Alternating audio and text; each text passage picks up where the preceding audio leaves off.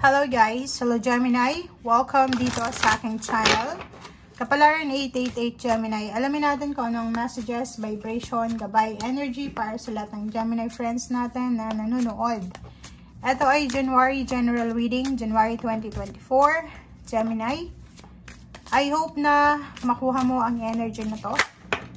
Okay?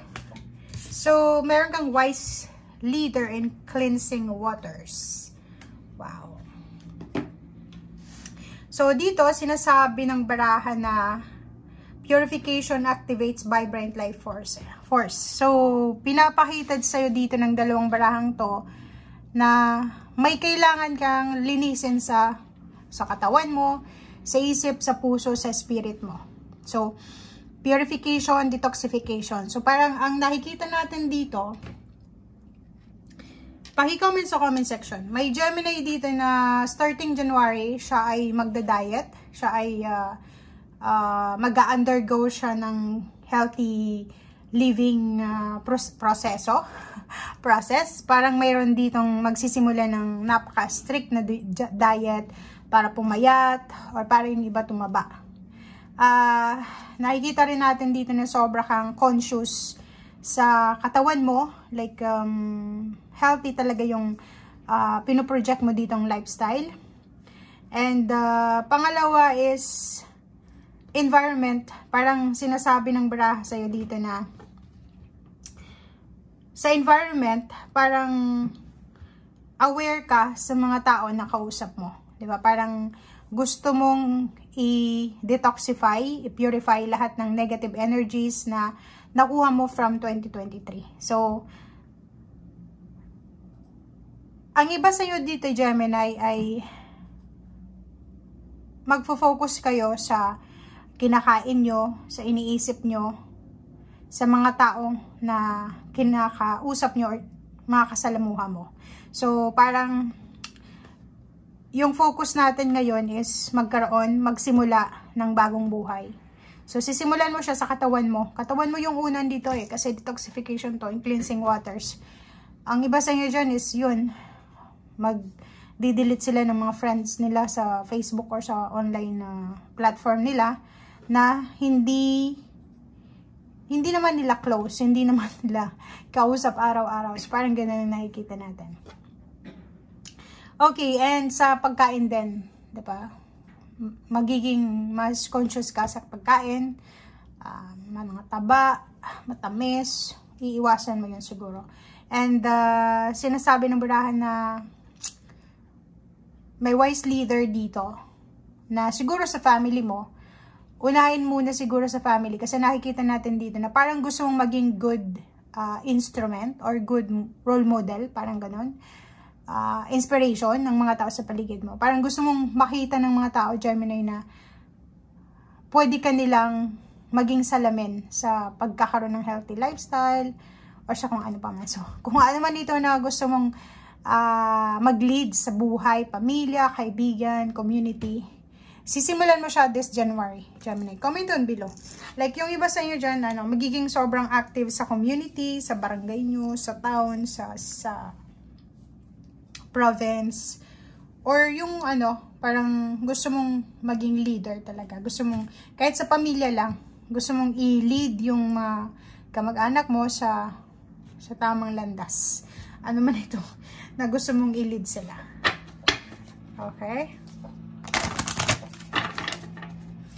Ano ba?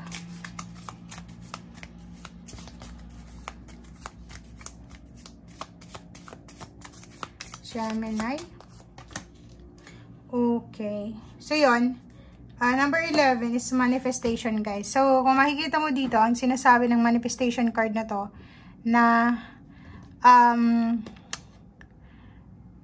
siguro 2023, hagupit ng pagkakataon yung nakuha mo instead na success. So, sinasabi ng barahan na kung ano man tong nangyari sa'yo sa 2023, ay posibleng ayaw mo nang maulit. Ayaw mo nang maulit, gusto mo nang makamove on, gusto mo nang magsimula. Parang yung iba sa inyo dyan, gustong magsimula from 0, 1, parang ganun. Okay, courage. So, yun. So, kinakailangan mo daw ng sobrang lakas loob. So, courage, strength, dedication, determination, sa kung ano man itong gusto mong baguhin sa buhay mo, or kung ano man itong gusto mong simulan. Lakas loob, guys. Kasi parang nakita ko sa'yo dito sa baraha mo, marami kang napagdaanan sa year 2023, na ayaw mo nang balikan, ayaw mo nang alalahanin. So, kailangan mo talaga ng courage, lakas ng loob, bravery para makamove on ka sa hagupit ng 2023 sa'yo. Okay, King of Cups. Okay, so nakikita natin dito na ang focus mo din sa 2024, starting January, is yung magkaroon ka ng peace and harmony sa usaping pera. Nakikita natin dito na yung iba sa inyo dyan, naghihintay kayo ng pera. Okay? Like for example, naghihintay kayo ng offer ng job, offer ng business, or kung ano man itong ino-offer na pwedeng pagkakitaan ng financial, or go signal, confirmation. Sinasabi sa'yo ng baraha na yun yung focus mo, or yun yung kailangan mong bigyan ng focus. Wow! Ang dami-dami mo, Gemini, na gustong simulan. Kung babae kang Gemini, parang gusto mo ulit mga anak. Kung parents ka naman, gusto mong ibigay yung lahat ng kailangan ng mga anak mo, ng pamilya mo. And yun, ito ay related dito sa purification. Kasi activating na yung taking care of yourself, self-love, parang ganun. So, pinapakita ng baraha dito na wag mong kakalimutan na alagaan ang sarili mo starting this January. Hindi lang ngayong January ngayong January onwards. Kasi yun yung pinaka-goal mo talaga. Yung minamanifest mo is yung mga unhealthy habits, yung mga ginawa mo sa 2023, 22, 21, 20. Sobra-sobra, kailangan mong i-moderate siya ngayong 2024. Okay. Wow. So, nakikita ko siya dito. May iba sa inyo dito, Gemini, na excited.